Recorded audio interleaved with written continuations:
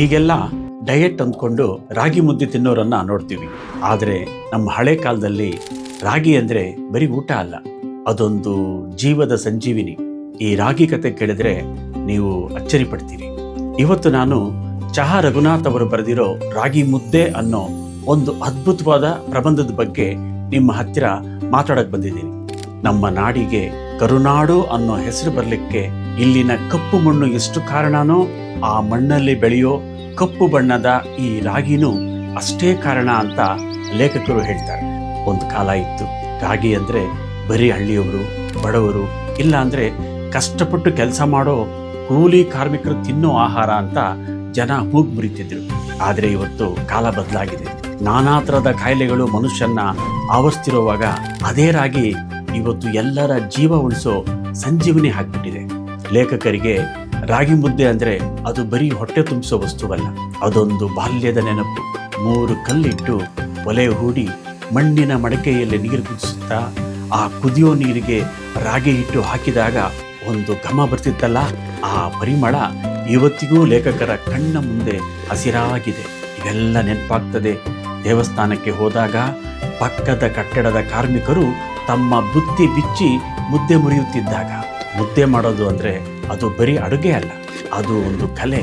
ಗಂಟಾಗದಂಗೆ ಹದವಾಗಿ ಬೇಯಿಸೋದು ಎಲ್ಲರಿಗೂ ಬರೋದಿಲ್ಲ ಅಂತಾರೆ ಲೇಖಕರು.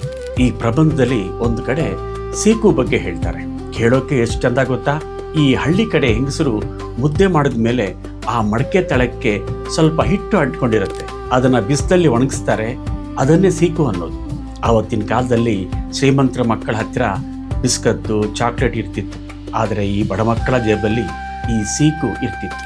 ಅದನ್ನು ನೋಡಿದಾಗ ಆ ಮಕ್ಕಳ ಕಣ್ಣಲ್ಲಿರೋ ಸಂಭ್ರಮ ಇದೆಯಲ್ಲ, ಅದು ಗ್ರಾಮೀಣ ಬದುಕಿನ ಸಣ್ಣ ಸುಖಗಳನ್ನು ನೆನಪು ಮಾಡುತ್ತೆ.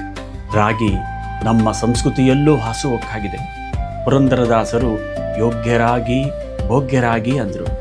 ಕನಕದಾಸರು ರಾಮಧಾನ್ಯ ಚರಿತೆ ಬರೆದು ರಾಗಿಗೆ ಒಂದು ದೊಡ್ಡ ಸ್ಥಾನ ಕೊಟ್ಟರು.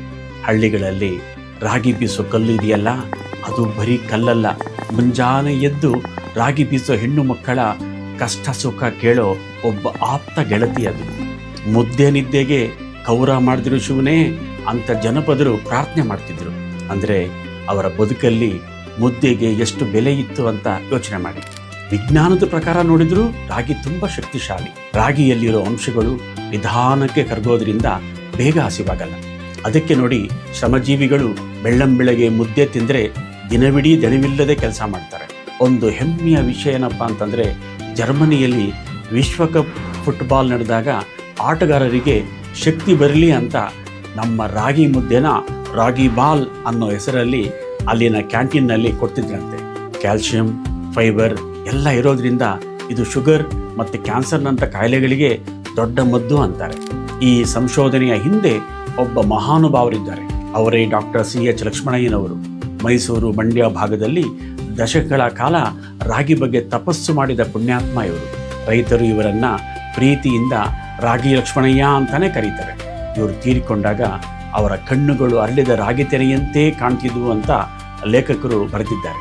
ಆ ಮಾತು ಓದಿದ್ರೆ ನಿಜಕ್ಕೂ ಕಣ್ಣಂಚಲ್ಲಿ ನೀರು ಬರುತ್ತೆ.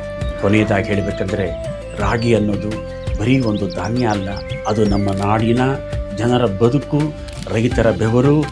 ಬಿಸಿ ಬಿಸಿ ರಾಗಿ ಮುದ್ದೆ ಜೊತೆಗೆ ಆ ಸೊಪ್ಪಿನ ಸಾರು ಅಥವಾ ಕಿವುಚಿದ ಸಾರು ಹಾಕ್ಕೊಂಡು ಉಣ್ಣೋ ಸುಖ ಇದೆಯಲ್ಲ, ಅದು ಪ್ರಪಂಚದ ಬೇರೆ ಯಾವ ಹೋಟೆಲ್ನಲ್ಲೂ ಸಿಗಲ್ಲ.